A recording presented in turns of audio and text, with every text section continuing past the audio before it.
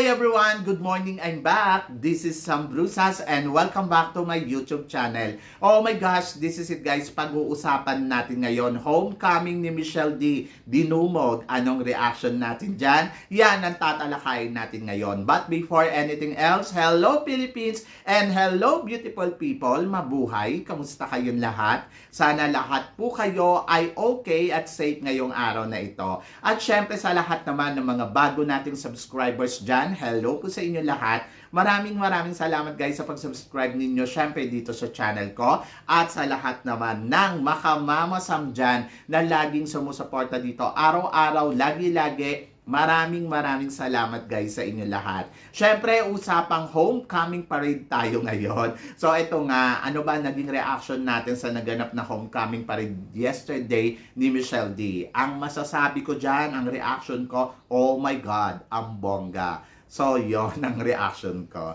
So naalala ko, isa sa mga naging history talaga sa mundo ng pageantry ang homecoming parade noong 1969 ng kauna-unahang Miss Universe na si Gloria Diaz. Syempre, ayun talaga yung remarkable talaga noon dahil sobrang first time natin nasungkit yung corona ng Miss Universe and then biglang ayun nga, talagang dudumugin ang ating Miss Universe na si Gloria Diaz. So nakakatuwa. Pero wala pa tayo nun sa mundo, di ba? At sinundan to ni Margie Moran noong 1973. At eto talaga, nasaksihan na natin to. After 42 years na hindi tayo nanalo sa Miss Universe, Pia Wurtzbach ang muling nagbalik ng corona ng Miss Universe sa ating bansa. Kaya naman yung kanyang homecoming parade talagang hindi ko makakalimutan noon. Sobrang grabe. Lahat ngata ng tao sa Pilipinas ay nagpuntahan doon sa kanyang parada. Ganon kabongga. And then, of course, gumawa din ng ingay ang homecoming parade ni Catriona Gray after niya manalo na Miss Universe dito sa Thailand na talaga namang masasabi ko, isa din to sa mga remarkable na homecoming parade na naganap sa ating bansa.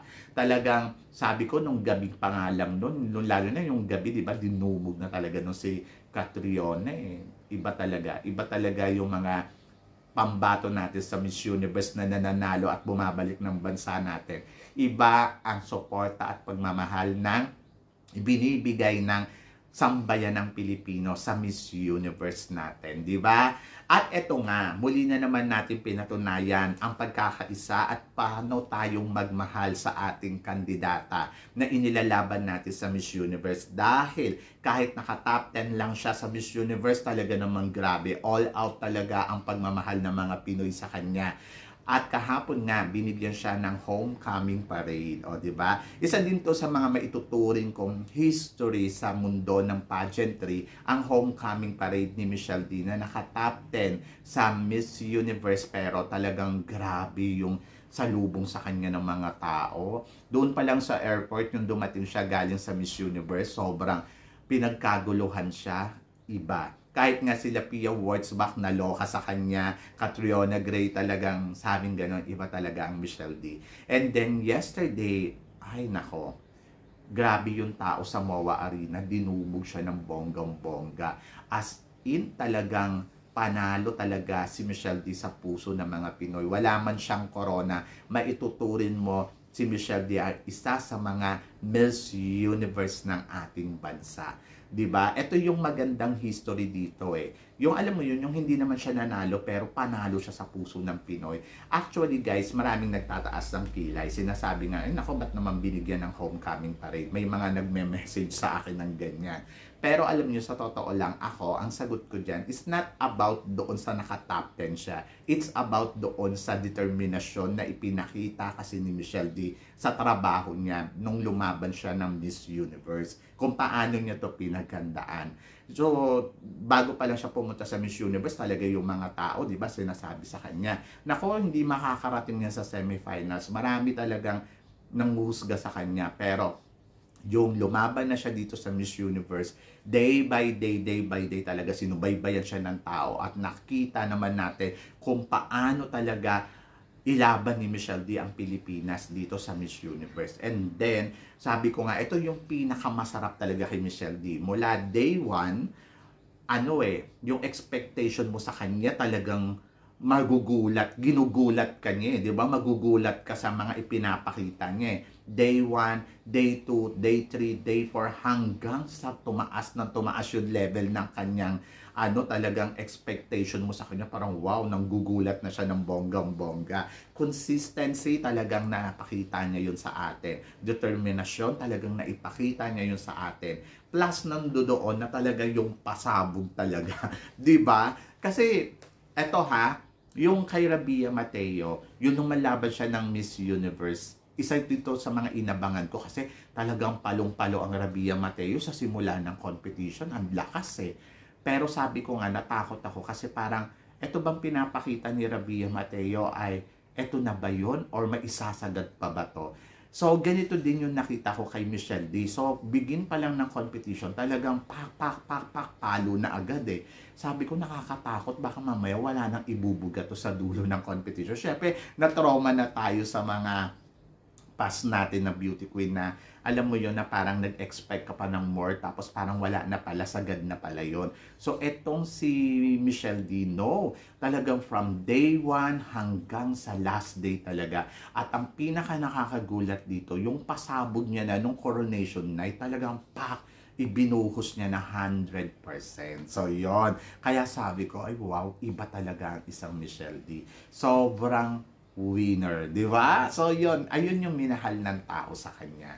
Kasi, yung ganitong laban, masarap to eh. Masarap tong subaybayan, masarap tong panoorin, at masarap tong suportahan. Yung tipong, alam mo na, etong laban niya sa Miss Universe, yung parang, lahat tayo talagang isinagad din natin yung sarili natin eh. From yung botohan, di ba? Talaga naman, kahit naman ako, hindi naman ako nagkulang sa promote sa kanya, di ba? So, talagang yun, lahat talaga binuhos natin yon at nagkaisa tayo doon. Kahit doon sa Boys for Change, isa yun sa mga pinakamatinding laban natin eh. Kasi dito kakampi na ni Michelle D, buong sambayan ng Pilipinas, talagang pak, vote. And then plus yung fan vote. Pero ang pinakamaganda dito, lahat ng aspetong yun, pinanalo ni Michelle D, di ba? At isa pa sa pinaka nakakaloka dito, yung kanyang national costume na talaga naman nagulat ka din na parang, kakaiba. Pero ang masarap yung feeling dito, yung return, panalo din siyang best national costume. And then, ayun nga lang, nakakalungkot kasi dapat, yung laban niya talaga dito sa Miss Universe, dapat talaga narating niya talaga yung top 5. Kumbaga, hindi naman yung corona ang pinag-uusapan natin dito na may against tayo dun sa nanalo. Hindi eh. Yung parang, yung opportunity niya na dapat na itungtong niya yung sarili niya sa top 5, doon parang biglang nawala. Pero, sabi ng gano'n, kahit ayun ang desisyon ng judges, hindi mo mawawala sa mga Pilipino, sa puso ng mga Pinoy na no, panalo ang pambato namin. So, hindi ito pinag-uusapan dito na hindi na tayo nakabupon kasi hindi na siya nakarating doon sa hindi ganun yon. Kumbaga, nandoon kasi na ang sarap lang balikan sa puso natin yung laban ni Michelle D na talaga naman ito yung masasabi mong best fight natin sa Miss Universe. Isa to sa mga maituturing ko na no, ang ganda ng laban ni Michelle D. Alam mo, sa totoo lang, kung ikukumpara ko to sa laban ni Pia Wurtzbach at Catriona Gray, yung kay Michelle D talaga yung masasabi mo na talagang, yung alam mo yun, yung tipong knockout na pero tumatayo pa din at lumalaban pa din, yung mga ganon. So, eto talaga yung ang sarap nung laban niya dito. Kaya lang talaga, wala lang tayong magawa kasi decision nga ng judges. But of course, Catriona Gray is isa sa mga remarkable performance din talaga sa Miss Universe. Either Pia Wurtzbach, kaya nga sila nanalo.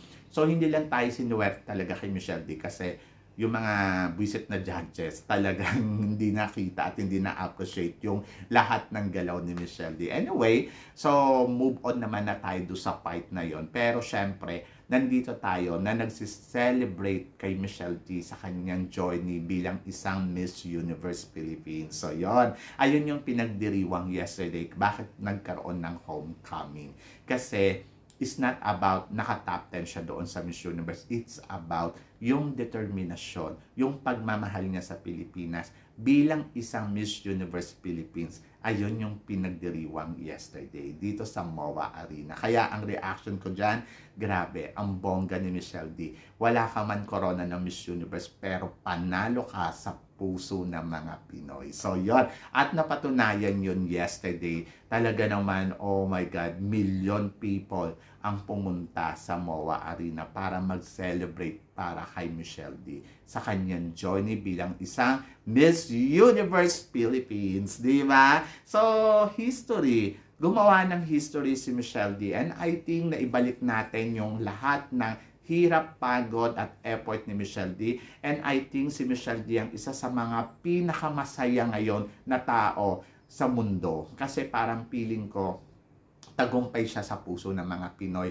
Yun yung panalo niya. So, yan, di ba? At hindi lang yon. Syempre, mainit din na pinag-uusapan sa Thailand na ayun nga daw, kinabog pa daw ni Michelle D yung sabing ganun ng media dito sa akin kahapon. Sabi niya, kinabog pa daw ni Michelle D itong si Shenes, ang bagong Miss Universe kasi walang nagaganap na homecoming sa kanya at walang interview masyado. So, sabi ko naman, iba-iba kasi syempre yung pagtanggap ng tao. So, sabi ko nga, kahit nga kay Nicole Borromeo at kay Ana Valencia na naka-runners up. So, medyo nalulungkot lang ako sa part na yon kasi parang dapat bigyan din sila talaga ng honor. Binigyan din dapat sila ng pansin ng mga media sa Pilipinas kasi syempre, iba din yung narating nila at nakita din natin kung paano nila nilaban talaga ang Pilipinas sa entablado. So, I'm so proud to Nicole Borromeo at saka kay Ana Valencia. I hope ang Binibining Pilipinas ay gumawa ng ganitong eksena para sa dalawa nating beauty queen kasi deserve naman nila yon, di ba? So, I hope na magawa din ng Binibining Pilipinas to. At sana yung supporta din na binibigay natin kay Michelle D ay maibigay din ng mga Pilipino sa mga lumalaban pa natin katulad kay Liana Aduana at kay Iona Gibbs na ganun din dapat yung support ang maibigay natin. Kasi kahit ano pa man sabihin natin, they are Filipino people and we are Filipino na dapat lagi tayo nagkakaisa, hindi lang sa ganito kay Michelle D, kundi sa lahat ng ginagawa ng bawat isang Pilipino, di ba? So yon, kaya naman ako happy ako. Happy ako dahil grabe, maganda naman ang naging ranking natin ngayon sa mundo ng pageantry. Marami tayong runners-up and then plus naka-top 10 tayo sa Miss Universe. At least, di ba, naibalik na natin yung tawag dito, yung spot natin sa Miss Universe and I hope na magtuloy-tuloy ito. So, sa mga nagtatanong sa akin, ako mama, sa tingin mo, mahihirapan ba ang susunod na Miss Universe Philippines ma-achieve yung na-achieve ni Michelle D? To be honest, ako naman hindi. Kung nasa tamang timing siya at nasa tamang plano at desisyon at training, sabi ng gano'n, may nababasa ako, dapat daw, will train daw talaga yung kandidata at ando doon yung dedikasyon niya na gusto niyang ipanalo ang bansang Pilipinas sa isang entablado ng international pageant. I think hindi siya mahihirapan ma-achieve kung ano ang na-achieve nila Michelle D, Pia Wurtzbach, Catriona Gray, Gloria Diaz at Margie Moran. Kumbaga, parang madali lang naman to kung talagang nandoon yung dedikasyon mo sa ginagawa mo, di ba? And then, sabing ganon, Mama Sama, ituturing ba natin Miss Universe si Michelle D? Yes, sa puso natin, pwede natin siya ituring na Miss Universe na kahit anong mangyari, kahit wala man siyang corona. It's not only about the top 10, it's about kung ano ba ang ginagawa ng isang kandidata na bilang pagtulong niya sa Pilipinas, 'di ba? Katulad na lang kay Michelle D, yung advocacy niya, isang malaking bagay 'yon na alam mo 'yon, yung platform niya ginagamit niya para matulungan niya tong mga autism na nangangailangan din talaga ng suporta at pondo. So, malaking bagay ito. And then, talagang masasabi ko, wala man siyang corona, pwede mo siya ituring na Miss Universe sa puso mo. And then, ayun, abangan din natin kung ano pa yung mga susunod na eksena kay Michelle D. Kasi ngayon dito sa Thailand, meron silang pinaplano na magkakaroon ng concert. So, natutuwa nga ako kay Michelle D kasi na-discover natin na marunong pala siya kumanta. So baka maging singer na ang isang Michelle D. So magkakaroon sila ng show dito sa Thailand at yun yung inaabangan ng mga media dito ang pagdating ni Michelle D. Imagine mo, hindi lang siya sa Pilipinas talaga tagumpay. Kahit din dito sa Thailand talagang inaabangan siya. For sure, pagdating dito ni Michelle D, more media tour pa yan. And then maraming interview plus ayun nga, concert nila ni Antonia Forsyth. So sabi nga ganon, dinaig pa daw ng mga runners-up at saka ni Michelle D, ni Antonia at saka ni Michelle D ang pagkapanalo ni Miss Nicaragua sa Miss Universe. Yes, totoo naman. Nakita naman natin na parang sila yung nanalong Miss Universe. Sobrang ang ganda nung journey nila. Hindi man nila nakuha yung corona pero yung tagumpay nila na alam mo yun na na-achieve nila ngayon at marami pang mga blessings na dumarating. Grabe, hindi na maawat ang universe sa kanila, di ba? So yun, so sobrang masaya ako doon sa nakita kong homecoming kay Michelle D. At least naging mapayapa, walang mga nangyaring aksidente. Salamat naman sa Diyos, payapa at maayos ang naging parada niya yesterday at yung mga tao ay safe naman lahat. Wala naman na kahit anong abirya or anuman ang nangyari dyan sa MOA. So malaking blessing yan sa atin. And then of course, sana patuloy natin suportahan si Michelle D. At hindi lang si Michelle D, ang lahat ng mga kandidata na ilalaban at lumalaban sa national man or sa international pageant. So, iba talaga ang puso ng Pinoy pagdating talaga sa pageantry, no? So, yun, sobrang natutuwa ako. At natutuwa ako kahit ako naging part ako dito at naging part ako sa journey ni Michelle D. Hindi malaman ako sa Pilipinas pero very soon, oh my God, makikita ko na at baka ma-interview ko na rin ang isang Michelle D. I'm so happy. Happy ako kasi parang alam mo yon, si Celeste Cortez nga nakita ko at nagkausap kami dito. And then, finally, si Michelle D, hinihintay ko ang pagdating niya dito sa Thailand. So, isa to sa mga inaabangan ko. At of course, makikita ninyo yan. Guys, sa lahat ng mga gagawin ko about pagdating dito ni Michelle D. So, yon! So, thanks God at nairaos na ang homecoming ni Michelle D. And then, tignan natin what is next for Michelle D. So, yun guys. Kayo guys, ano guys ang masasabi ninyo sa homecoming ni Michelle D? Tingin ninyo, mas marami pa kayang mga eksena pang magaganap dito kay Michelle D? At ano naman ang masasabi nyo doon sa mga nagre-react na hindi siya dapat bigyan ng homecoming kasi top 10 lang siya. So, yon. So, please comment below para at least malaman ko naman kung ano naman ang chika ninyo dito sa mga pinag-uusapan natin. So, kung ako naman ang tatanungin ninyo, syempre, I love Michelle D all the time. Diba? So, yon. So, guys, sa mga nanonood ngayon dito, huwag nyo naman kalimutan i-like ang video natin. And then, of course, don't forget to click like and subscribe my channel. And always click the notification bell para lagi kayong updated sa aking mga chika. Sabi ng ganun, guys, always keep smiling, always think positive, walang imposible sa itaas, magtiwala lang tayo sa Kanya. Kaya guys, hanggang dito na lang, hanggang sa muli natin chikahan! See you tomorrow. Thank you guys!